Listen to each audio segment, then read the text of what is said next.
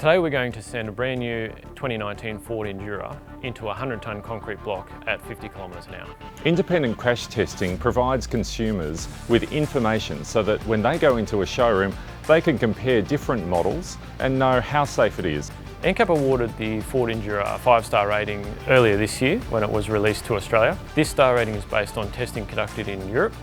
This is really looking at the restraint systems of the vehicle. We're looking at the structural integrity of the vehicle. The reason we have selected this vehicle for an audit test is because the seat belts and restraint package in the rear seat are more advanced than the original tested vehicle.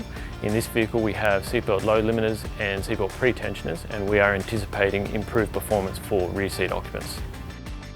We've just conducted a full frontal crash test on this Ford Endura. We can see down here that the wheel has not moved back excessively and it's remained controlled in terms of its deformation throughout the crash. Structurally, the cabin looks sound and we haven't got any indication of door opening during the crash.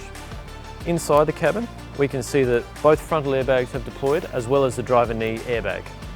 The paint that we put on the dummy's face before the crash hasn't transferred onto the vehicle interior at all, indicating that the dummy has remained restrained throughout the crash. Ford Australia should really be congratulated for the leadership that they are showing in introducing a lot of the collision avoidance technologies across the range. Autonomous emergency braking, lane support systems, that's the sort of technology that we want now, so hopefully you won't be involved in a crash. It will help you be a better driver, but if you are still involved in a crash, then the structure of the vehicle will still protect you.